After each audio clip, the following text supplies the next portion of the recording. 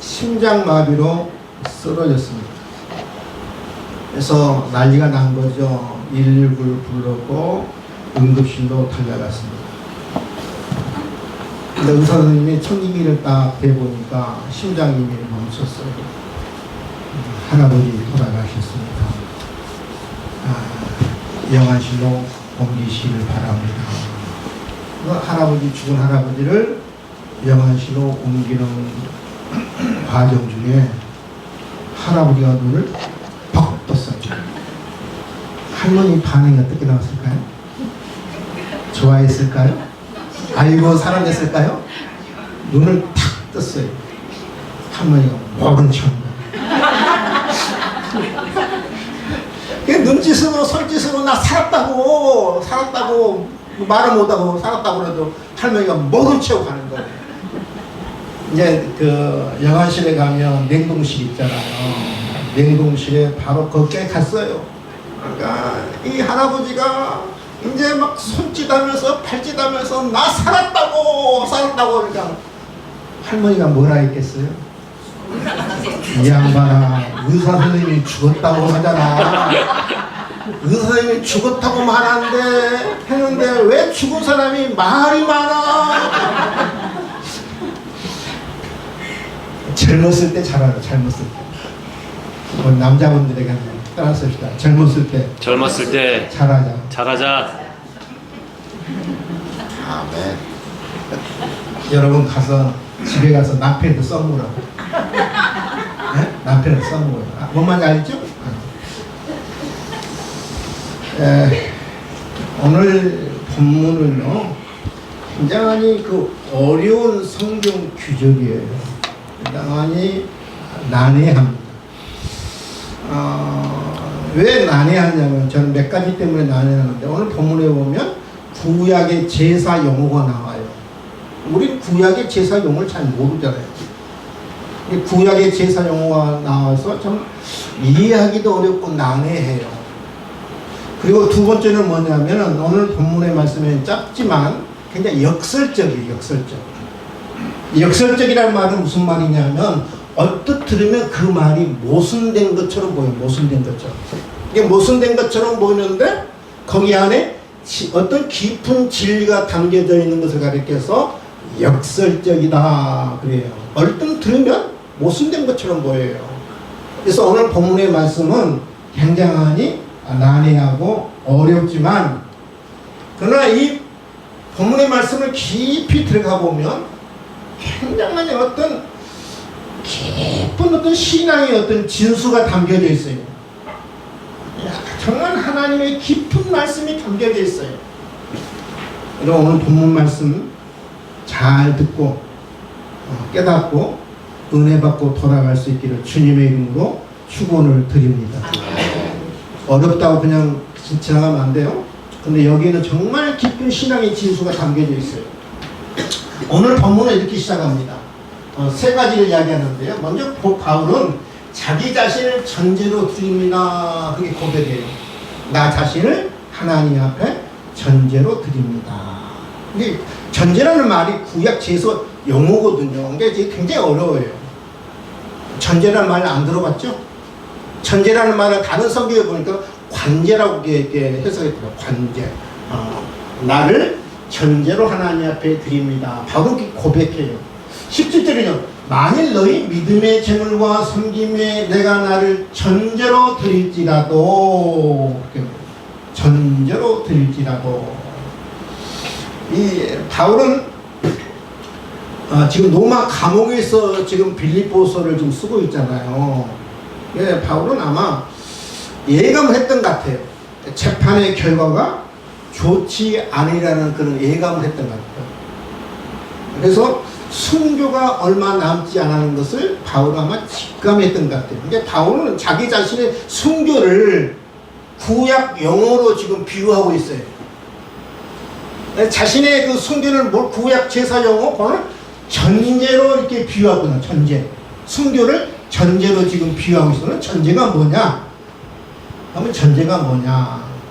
여러분 구약의 제사에 보면 여러 제사들이 있어요. 뭐 소제도 있고, 소제라는 말은 곡식으로 드리는 제사, 번제, 제물을 태워서 드리는 제사, 각을 떠서 태워서 드리는 제사, 또 화목제사, 화목제물, 또 속건제물, 속죄제물, 여러 제사가 있는데, 이 전제는 뭐냐면 특별히 그 번제로 하나님 앞에 제사를 드릴 때, 전제는 아까 금방 말씀드린 전제는 뭐라고 그랬죠? 제물을 각을 떠서 태워서 드리는 제사예요. 태워서 드리는 제사. 그러니까 번제 제사를 드릴 때 이 전제는 뭐냐면 제일 마지막에 그 절차예요. 제일 마지막 절차예요. 예. 번제를 때 가장 제일 마지막 절차가 뭐냐면 포도주를 그래서 담아다가 제물에 붓는 것을 전제라 그렇게 이야기합니다. 포도주를 어디다 붓는다고요? 제물에 붓는 거, 제물에 붓는 거. 그러면 포도주는 이제 연기가 되어서 흔적도 없이 사라져요. 대신에 이 제물은 뭐냐면은 포도주를 거기에 부으면 향기로운 냄새를 나는 거예요. 향기로운 냄새. 그러니까 제물의 향기로운 냄새를 풍기도록 하기 위해서 마지막 절차에 포도주를 제물에 붓는 거예요. 그러면 이 포도주 어떻게 한다고요? 연기가 되어서 흔적도 없이 사라지는 것을 가리켜서 전제라 그렇게 이야기합니다. 근데 제물은 아니에요. 제물을 향기를 내기 위해서 보조 역할, 돕는 역할을 하는 것이 이 전제거든요. 마치 이와 같은 거예요. 어두운 방에 불을 옛날에는 이렇게 전기가 들어오기 전에 불을 밝히기 위해서 옛날에는 무엇을 피웠죠? 양초. 그렇죠? 양초 있잖아요. 양초를 여러분 키면 양초가 어떻게 해요? 양초는 자기 자신을 태우잖아요. 양초는 점점 자기 자신이 사라져요. 불을 밝히기 위해서. 이게 전제라는 말은 무슨 하면은 이렇게 포도주를 부으면 포도주는 사라져요. 대신에 이 제물에 향기를 내는 것처럼 나는 마치 양초처럼 나는 너가 사라진다 이 말이에요. 여러분 음식에 맛을 내기 위해서 거기다 무엇을 뿌리냐? 소금을 넣잖아요. 소금. 그렇죠. 소금을 뿌리면 소금은 맛을 내기 위해서 어떻게 해요? 녹잖아요. 사라지잖아요. 마치 이와 같은 거예요. 전제는 마치 소금과 같은 역할을 하는 거예요. 양초 같은 역할을 하는 거예요. 자기 자신은 사라져요. 자기 자신은 녹아 없어져요. 대신에 불을 밝히고 맛을 내는 것처럼 향기를 내는 것처럼 나는 당신들의 믿음을 위해서 당신들의 그런 섬김을 위해서 나는 하나의 밑거름이 되겠습니다 라는 말이에요. 나는 순교의 제물이 되겠습니다 라는 고백이거든요. 순교의 제물이 되겠습니다. 주님이 내 죄를 위해서 생명을 바친 것처럼 주님이 내 죄를 위해서 피를 흘리신 것처럼 주님이 나를 구원하시기 위해서 당신의 목숨을 바친 것처럼 주님처럼 나는 내 생명을 내 목숨을 내 생명의 피를 나는 바치겠습니다. 여러분 이 고백 속에 이 17절의 말씀 속에 얼마나 깊은 신앙이 담겨져 있어요. 나는 당신을 위해서 밑거름이 되겠습니다. 현대인의 성경을 보면 오늘 이 17절을 조금 더 정확하게 좀 이해할 수 있어요. 현대인의 성경 보면 한번 17절 한번 현대인의 성경 봅니다. 여러분의 믿음의 제물과 봉사에 내 생명의 피를 제사술처럼 따라 붓는다고 해도 나는 기뻐하고 여러분 모두 함께 기뻐할 것입니다. 이게 전제라고 이렇게 개역 성경을 이렇게 해놓는데 현대의 성경은 조금 더 의역을 했잖아요. 전제로 말하지 않고 구약 성경 용어를 사용하지 않고 내 생명의 피를 제사술처럼 따라 붓는다고 해도 무슨 말인지 감이 딱 오죠. 이제 그렇죠? 내가 당신들을 위해서 포도주를 붓는 것처럼 내 생명의 피를 당신의 믿음을 위해서 내가 쏟아붓겠습니다 라는 고백이거든요. 쏟아붓겠습니다. 기꺼이 순교의 피를 흘리겠다는 것이죠. 저는 이 말씀을 생각하면서요, 우리가 주님 안에 있다는 것이, 우리가 주님 안에 함께 있다는 것이 얼마나 소중한 관계인가, 이 말씀을 제가 준비하면서 깨달은 거예요. 여러분, 엄밀하게 말하면 바울과 빌립보 교회 관계는 아무 관계가 아니거든요. 그렇잖아요. 가족이 되기를 합니까? 부모가 되기를 합니까? 형제가 되기를 합니까? 친척이 되기를 합니까? 아무 관계가 없는 사람이에요. 아무 관계가 없는 사람이에요. 그렇잖아요. 부모라고 그러면, 내가 자식이라고 그러면, 형제라고 그러면 내가 혹시 내가 내 장기를 떼줄 수 있고 내 생명의 피를 흘릴 수 있어요. 근데 이런 바울과 빌립보 관계는 주님 안에서 만난 것 외에는 아무것도 관계가 아니거든요. 근데 바울은 뭐라고 이야기하냐 하면은, 주님 안에 있기 때문에 내가 당신들을 위해서 기꺼이 생명까지 바치겠습니다 이렇게 고백하는 거예요. 여러분, 이게 영적 가족이거든요. 내가 영적 가족을 위해서, 우리가 주님 안에 있다는 사실이 얼마나 소중한 관계이며 얼마나 중요한 관계인가. 육신의 피를 맺는 관계보다 훨씬 더 중요한 관계이고 소중한 존재라는 거죠. 주님의 피로 맺어진 존재가 영적 가족이잖아요. 육신의 피로 맺어진 가족에서 우리 가족이라는 가족이라는. 피로 맺은, 육신의 피로 맺은 이 가족보다 훨씬 더 소중한 존재가 뭐냐면은 주님의 피로 맺어진 주님 안에 있는 영적 가족이 훨씬 더 중요하고 소중한 관계예요. 믿으시면 아멘? 아멘. 바울이 그러잖아요.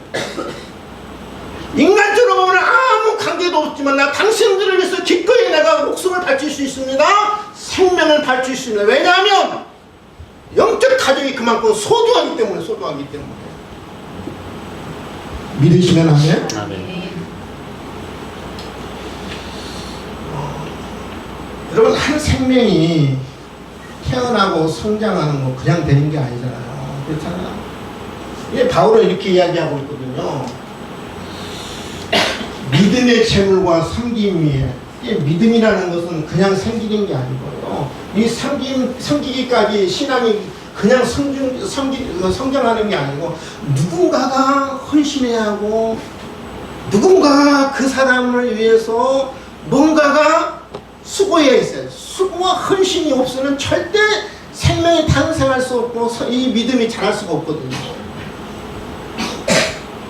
여러분, 우리 육신의 생명도 지금은 보면 우리나라도 인구 소멸 시대잖아요. 인구 소멸 시대에 예전에는 아이들 보면 그냥 봤잖아요. 아, 예쁘다, 아 착하다, 아 귀엽네. 물론 옛날에도 귀여웠어요. 소중했잖아요. 근데 우리나라 지금 아이들은 점점 안 낳고 있고 인구가 점점 소멸되어 가고 있잖아요. 나라의 어떤 위기잖아요. 사람이 안 나가니. 근데 요즘 여러분 새로운 각도로 보세요. 인구 소멸 시대에 어린 아이들이 얼마나 소중하고 얼마나 귀합니까? 그렇잖아요. 근데 여러분, 어린 아이들이 태어날 때 그냥 태어난가요? 누군가가 희생이 있어야 돼. 누군가가 헌신이 있어야 돼. 누군가가 고통이 있어야 되네. 그래야 어린아이가 태어나고 어린아이가 성장하고 어린아이가 자라는 거 아니겠습니까? 더더욱 여러분, 영적인 생명은 더 그러는 거예요. 영적인 생명도요, 누군가가 헌신 없이는, 누군가 희생 없이는 결코 여러분 영적인 생명이 탄생할 수도 없고 영적인 생명이 자랄 수가 없는 거예요. 바울은 그 이야기를 하고 있는 거예요. 너희들이 믿음의 영적인 탄생과 영적인 성장을 위해서 내가 기꺼이 너희들을 위해서 내가 목숨을 바치겠다. 순교의 피를 내가 흘리겠다. 순교의 피를 쏟아 붓겠다고 이야기하고 있는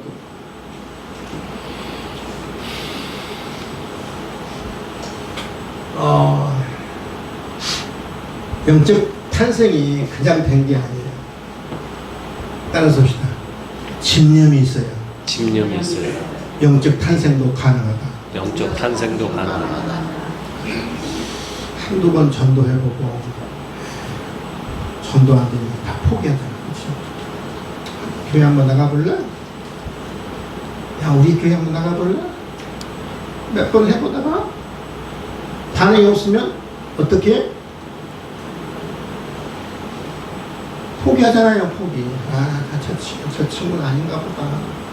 하나님의 선택한 백성이 아닌가 보다. 그래, 잘 먹고 잘 살다가 지옥이나 가라. 영적인 생명도 여러분, 우리가 진념이 없으면 절대 영적 생명을 구원할 수 없어요. 황창현 신부의 그 유튜브 보니까 이런 재밌는 이야기를 하더라고요. 토끼가 약국에 갔어요. 아저씨, 당근 있어요? 약국에 당근 있어요? 없어요? 없어요. 없잖아요. 아저씨, 당근 있어요? 당근 없다! 당근 없어요. 그 다음날 또 이 토끼가 약국을 찾아간 거예요. 아저씨, 당근 있어요? 아니, 이놈이 당근이 없다니까 맨날 당근 찾네? 당근 없어! 그런 거예요. 그 다음날 이 토끼가 또 약국을 찾아갔어요. 아저씨, 당근 있어요? 그러니까 너 한 번만 다시 찾아오면 가위로 잘라버린다! 니키! 그런 거예요. 토끼가 그 다음에 갔겠어요? 안 갔겠어요? 갔어요. 아저씨, 가위 있어요? 가위 가지고 잘라버린다니까. 아저씨, 가위 있어요? 가위 없다! 그러면 아저씨, 당근 있어요? 이게 토끼의 집념이에요. 토끼의 집념. 끝까지 뭐 찾아가는 거예요. 찾아가는 거예요. 토끼도 이렇게 집념이 있는데, 여러분, 우리가 영적 생명을 구원하기 위해서는 반드시 우리가 같이 할 통목이 있다고 그러면 집념이 필요해요. 포기하지 않는 집념.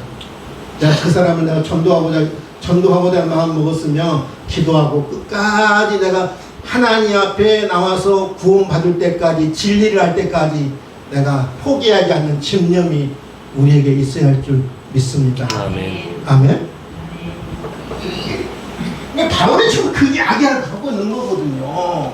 내가 순교하는 있더라도 너희 믿음을 위해서, 너희 성김을 위해서, 내 영적 성장을 위해서 내가 기꺼이 내 목숨까지 바치는 어떤 굉장한 어떤 집념이잖아요. 집념.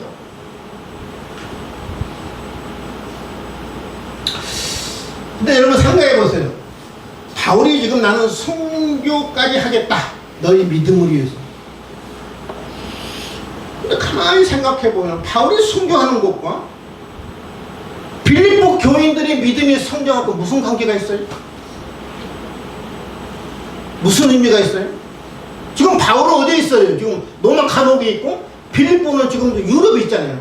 거리말도 한 몇천 킬로 되거든요. 무슨 의미가 있어요? 그러잖아요, 여러분. 빌립보 성도들에게 바울이 순교하는 것과 빌립보 성도들이 믿음과 섬기에 무슨 의미가 있고 무슨 상관이 있는가? 여러분, 언뜻 보면 별로 상관이 없는 것처럼 보이잖아요. 바울은 바울이고 빌립보 교회는 빌립보 교회. 무슨 의미가 있어? 바울이 순교한과 바울이 빌립보 교회 성도들이 믿음과 무슨 의미가 있어요?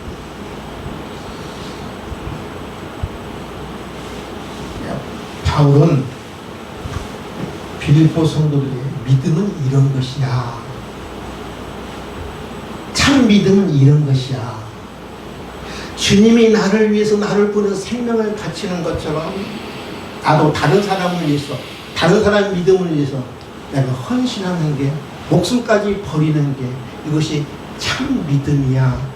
참 믿음의 빌립보 교인들에게 모델을 보여줘요. 모델을 보여줘요. 믿음이라는 것은 이런 것이야. 말로만 하는 것이 아니라 참 삶을 통해서 보여주는 거예요. 지금 여러분, 나학윤 목사가 여러분한테 설교만 한다고 그러면 그게 무슨 의미가 있겠어요? 나학이 목사의 역할은 설교하는 역할도 있지만 삶을 통해서 믿음이라는 것은, 신앙이라는 것은 이런 것이야 라고 보여주는 것이 나학이 목사의 책임인 거예요. 제가 여러분 말만 잘한다고 그러면 여러분 은혜 받겠어요? 그러잖아요. 여러분. 저는 우리 장로님들 역할도 마찬가지고, 장로님들 역할도 여러분 성도들은요 나학이 목사의 그 삶을 보고 행동을 보고 이렇게 봉사를 보고 절대 감동 안 받아요. 목사님이니까 그래. 목사님.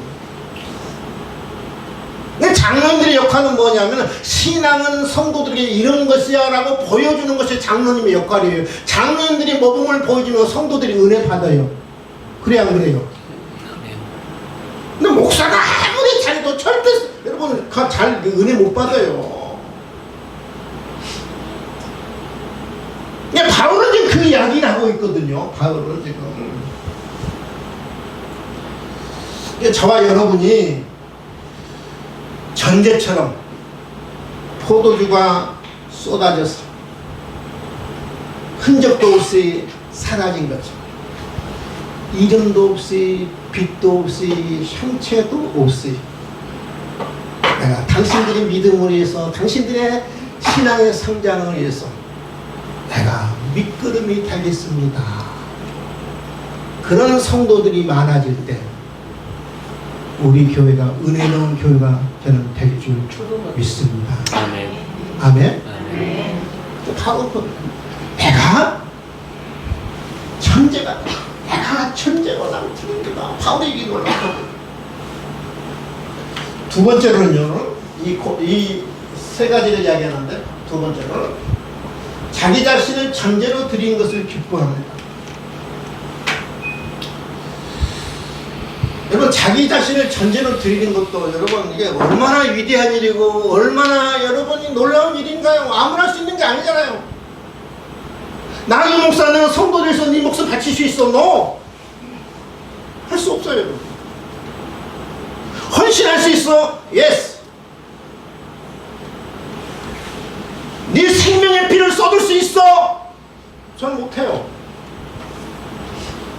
여러분, 이 고백은 아무나 할 수 있는 게 아니거든요. 나를 전제로 드립니다. 생명의 피를 쏟습니다. 아무나 할 수 있는 게 아니에요.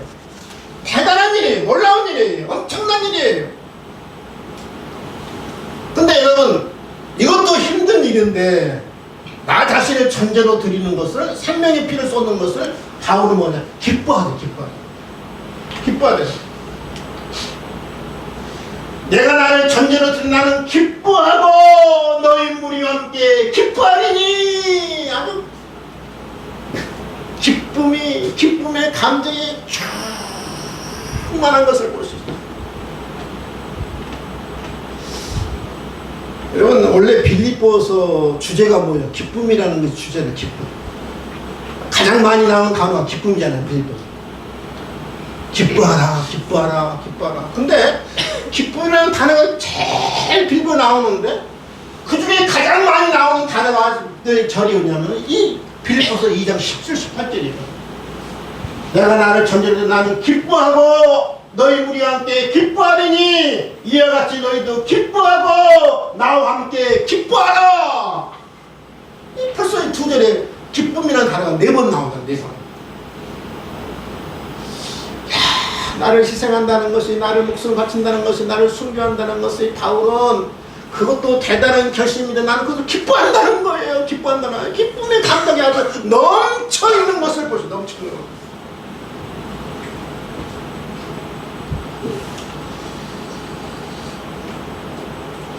빌립보 성도들이 바울이 그 로마의 감옥에 갇혔다는 소식을 듣고 굉장히 걱정합니다. 그래서 감옥에 있는 바울을 위해서 선교 헌금도 보내고요. 그 다음에 옥중 도우미도 보내잖아요. 에바브루티도 옥중 도우미도 보내잖아요. 예, 바울은 그 감옥에 있으면서 그 빌립보 성도들의 걱정과 염려를 알고 있거든요. 거기에 대한 어떻게 보면 답입니다. 거기에 대한 응답이거든요. 걱정하지 마라. 나는 너무 기쁘다. 나는 나는 너무 기뻐서 어쩔 줄 모르겠다. 나는 염려하고 걱정하고 근심한 것이라 나는 너무너무 기쁘다. 왜냐하면 나를 견제로 드리고 있기 때문에 나는 너무 기쁘다. 이 기쁨 나만 기뻐하는 것이라 너희와 함께 기쁨을 나누기를 원하고 함께 기뻐하기를 원한다. 그에 대한 답이에요, 여러분. 나는 기뻐하고 너희 함께 기뻐하리니 이와 같이 너희도 기뻐하고 나와 함께 기뻐하라. 나의 기쁨처럼 너희도 기뻐하기를 원한다. 그러니까 바울은 헌신하는 것을, 수고하는 것을 기쁨으로 여기죠. 우리는 보통 받는 것 기뻐하잖아. 내가 높아지는 것 기뻐하잖아. 남이 인정할 때 기쁘잖아. 그러잖아요, 우리는. 누가 날 안 알아줘? 안 해쳐도 안 해? 날 몰라줘? 근데 우리는 날 내가 인정받을 때 우리는 기뻐합니다. 근데 바울은 뭐예요? 내가 너희들을 위해서 미끄럼이 되는 거, 이름도 없이 내가 빛도 없이 흔적도 없이 사라지는 거, 너희를 위해서라면, 너희 믿음을 위해서라면 내가 흔적도 없이 사라지는 것, 이것이 나는 기쁨이다.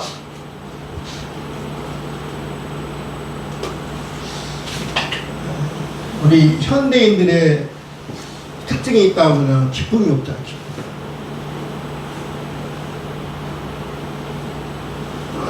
제가 어렸을 때에 비하면 지금 얼마나 지금 여러분 잘 삽니까? 그렇잖아요.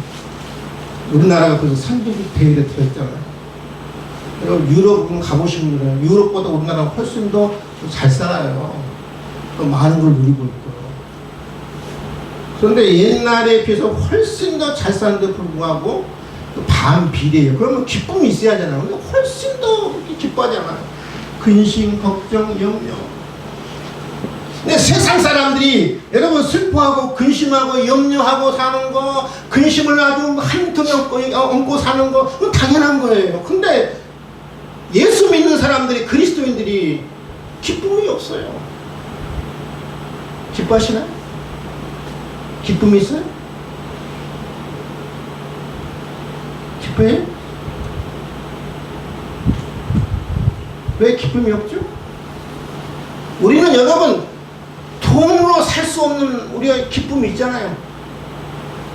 지식으로 얻을 수 없는 우리의 기쁨이 있잖아요. 그 기쁨이 뭐예요?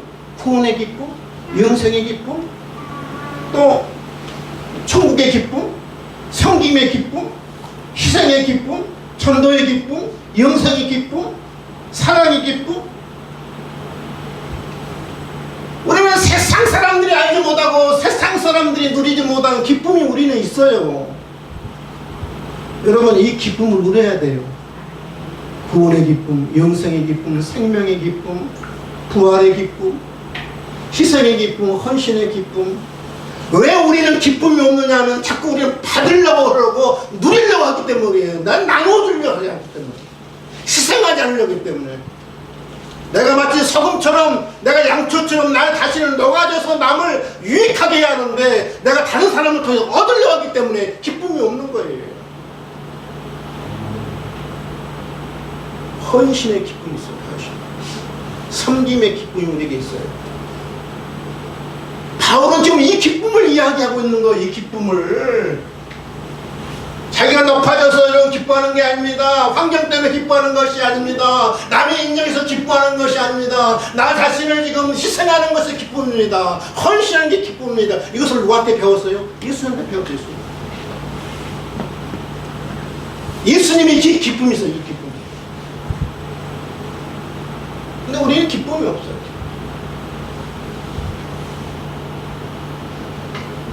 여러분 유치원과 양로원의 차이가 있습니다. 양로원 가보셨죠? 양로원 사람 많아요. 양로원에 가면은 여러분 어떻게 적막한지 몰라. 조용합니다. 웃음이 거의 없어요. 근데 여러분 유치원에 가보세요. 유치원에 가면 몇 명 되지도 않는데 얼마나 시끄럽게 하는지, 조그만 일에도 저희들이 막 웃고 뛰어다니고 아주 정신이 하나도 없어요. 예, 아이들의 특징은 뭐냐면은 조그마한 일에 기뻐하고 즐거워하고 뛰어놀고 정신없어요. 정신없어요. 그게 뭐예요? 살아있다는 증거 아니에요. 살아있다. 건강하다는 증거 아니에요. 건강한 사람의 특징은 뭐냐면 기쁨이 있고 웃음이 있거든요. 웃음.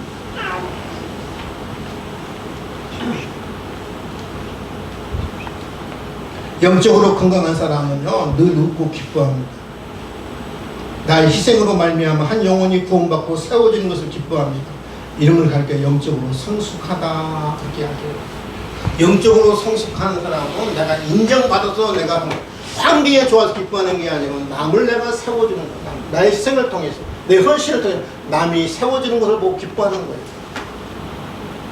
내 수고를 통해서 한 영혼이 구원받는 것을 내가 기뻐하는 거예요. 이거는 가르쳐서 영적으로 성숙하다 그렇게 이야기해요.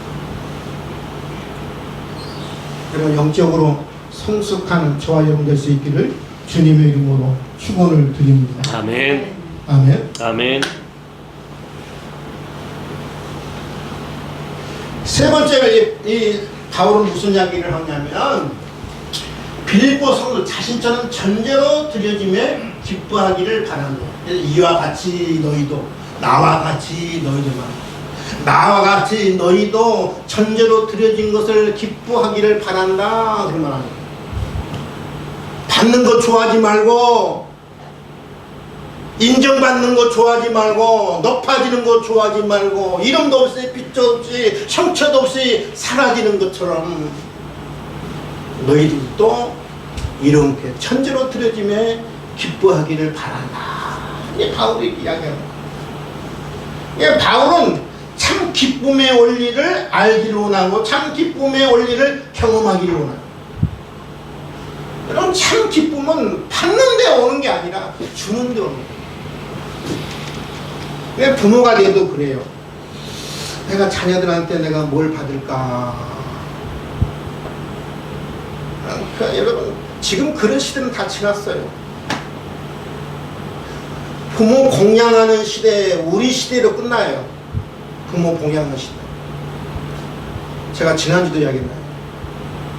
힘들어서 애들도 안 나는데 그러잖아요. 힘들어서 애들도 안 나는데 그런 여러분 세대들에게 부모 봉양하라 하면 되겠어요? 다 도망가지. 이제는 부모도 자식에 도움되는 부모, 자식에게 유익이 되는 부모. 그래야 여러분이 자식들한테 인정받고 공경받고 효도 받아요. 부모는 그런 마음이 있어야 돼요. 아멘? 아멘. 부모 봉양하는 시대는 우리 시대로 끝났다. 저는 여러분 자신에게 저는 지금도 늦게 시작하자 지금까지요. 우리 부모한테 용돈 한 번도 건 적이 없어요. 우리 어머니 돌아가실 때까지 10의 1은 하나님께 10의 1은 부모한테 내가 평생 하나님께 약속 지킨 사람이에요. 지금도 매 2일 되면 부모한테 아버지한테 용돈 보내요. 한 번도 그런 적이 없어요. 한 번도 없어요. 그러나 이제는 생각을 좀 바꿔야 돼. 받는 게 복이 아니라 주는 게 복이에요. 내가 섬김을 받는 게 복이 아니라 섬기는 게 복이에요. 내가 높아지는 게 복이 아니라 내가 헌신하는 게 복이에요.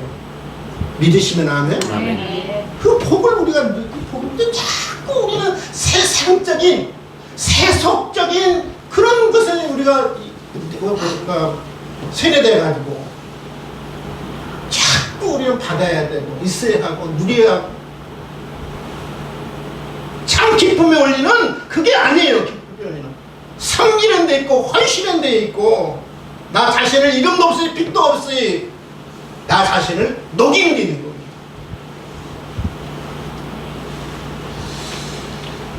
거예요. 이야만 드리고 제가 오늘 말씀 정리하려고 나는 이런 교회에 다니고 싶다. 그 책이 김동훈 씨가 지은 책인데요. 이 책 내용에 보면 어떤 내용이나 밀가루 한 포대라는 그 이야기를 소개합니다. 실제 있었던 얘기예요. 밀가루 한 포대라는 그 책 이야기를 소개하는데 1970년대 제가 이제 잘할 때거든요. 그러니까 초등학교 정도 1970년은 참 어려웠어요. 다 가정적으로 어렵고 개인적으로 어렵고 교회적으로 어렵고 사회적으로 어려웠어요. 정말 없어서 굶는 사람들이 주변에 많았어요. 이게 구파발에 서울 구파발에서 있었던 교회 일인데요. 한 목사님이 자기 신앙이 좋고 믿음이 좋은 구역장이 먹을 수 없어 굶고 있는 것을 봤어요. 이게 목사님이 무엇을 갖다 줬냐? 밀가루 한 포대를 갖다 줬어요. 권사님, 수제비 끓여 드세요. 굶지 마시고. 밀가루를 한 포대를 받고 권사님이 너무 배가 고프니까 허겁지겁 수제비를 해서 먹었어요. 먹고 나니까 무슨 생각이 나면 자기 구역 식구가 생각나는 거예요. 아, 우리 구역 식구 가운데 나보다 더 어렵고 굶주린 사람이 있는데, 그래서 밀가루 한 포대 바가지 하나만 딱 퍼다가 나머지 밀가루를 굶고 있는 그 구역 식구에 전달했어요. 근데 그 집사님도 수제비를 해서 먹고 한 푸대만 수제비를 해서 먹고 또 생각나는 거예요. 아, 우리 그 식구들 가운데 나만 굶고 있는 게 아니라 또 다른 사람도 굶고 있는 사람이 있는데, 배가 등에 달라붙은 식구가 있는데, 그래서 나머지를 푸대를 또 굶고 있는 또 구역 식구한테 전달했어요. 그렇게 전달하고 그냥 전달할 때마다 바가지 하나만 퍼서 전달하고 무려 몇 가정이 돌았느냐면 9가정이 돌았어요. 마지막에는 누구한테 왔느냐면 구역장한테 온 거예요. 이게 구역장이 전달하면서 이거는 목사님이 전달한 겁니다 라고 이제 전달했어요. 근데 가다가 멈춘 게 아니라 모든 구역 식구들이 자기만 생각한 것이 아니라 나보다 더 어렵고 힘들고 굶고 있는 그 구역 식구들이 생각난 거예요. 그래서 바가지 하나만 퍼서 넣고 또 그 나머지 푸대를 전달한 거예요. 결국 누구한테 왔나요? 구역장이 여러분 그 밀가루 한 포대를 이렇게 붙들면서 얼마나 감격의 눈물을 흘렸겠어요. 밀가루 한 푸대가 마치 자기 구역 식구인 것처럼 꼭 안고 눈물을 흘리는 거예요. 그 사람 때문에. 나는 한 사람 생각나서 굶고 있는 생각나서 한 바가지만 퍼서 줬는데 그 다 살렸다. 9가지 다. 그래서 금요일 옛날에는 구역 예비를 드렸잖아요. 구역 예비를 드리는 모든 구역 식구들 다 모였어요. 구역 예비를 끝나고 아무도 밀가루 이야기를 안 하는 거예요. 이 권사님이 말을 꺼집어냈습니다. 우리 구역에 오병이에 비슷한 사건이 일어났죠. 보리떡 5개와 물고기 2마리를 가지고 5,000명을 먹이고도 12강주를 주었는데 그와 유사한 역사가 우리 구역 안에 일어났습니다. 그러면서 한 바가지를 퍼서 나머지를 다른 가정이 어려운 가정은 그것이 또 돌고 돌아서 결국 또 다시 나한테 왔습니다. 그 말을 하면서 이 구역장이 구역 식구들의 그 사랑에 감동돼서 이 구역장이 이제 말을 못 잇고 눈물을 흘리니까 모든 구역 식구들이 눈물바다가 된 거예요. 부둥켜 안고 눈물바다가 된 거예요. 여러분, 이 밀가루 한 푸다가 온 구역의 성도들을 왜 하나의 마음으로 모은 거죠. 참 사랑을 경험하고 참 사랑을 느낀 거예요. 바로 이 심정이, 밀가루 한 푸대 온 구역의 심정이 누구의 심정인가요? 바울의 심정이에요. 바울의 심정. 바울의 심정.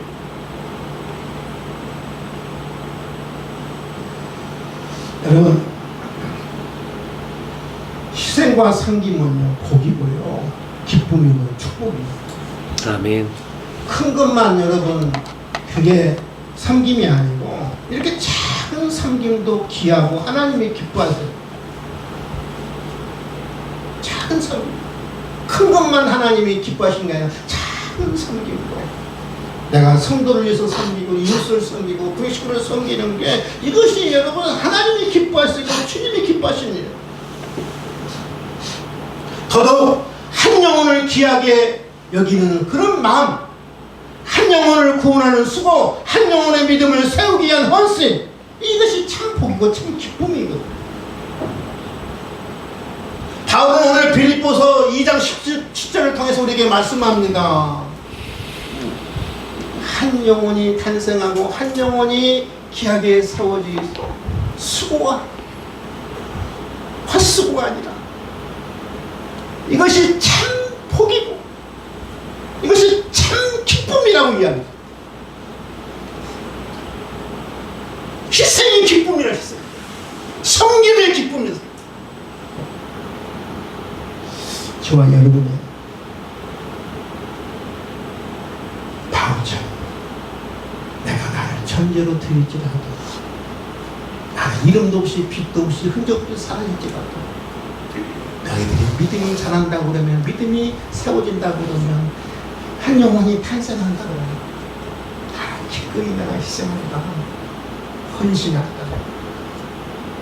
나 자신을 이름도 없이 빛도 없이 형체도 없이 사라지게 하겠다.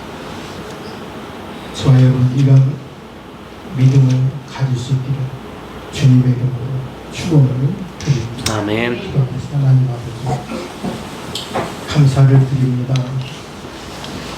바울은 빌립 로마 감옥에 있으면서도 기뻐했습니다. 순교를 앞에 두고서도 기뻐했습니다. 왜냐하면 우리와 기쁨의 차원이 달랐기 때문에, 우리는 받아야 기뻐합니다. 높아져야 기뻐합니다. 인정받아야 기뻐합니다. 그러나 바울은 헌신하는 것이 복이라고 생각했습니다. 수고하는 것이, 헌신하는 것이 복이요 기쁨이라고 생각했습니다. 우리의 기쁨의 차원이 달랐습니다. 복의 차원이 달랐습니다. 주여, 우리에게 참된 복의 의미를 주시옵고 깨닫게 해주시고, 하나님, 이 복 때문에 우리가 기뻐하며 즐거워할 수 있도록 도와주시옵소서. 감사하며 예수님의 이름으로 기도하옵나이다.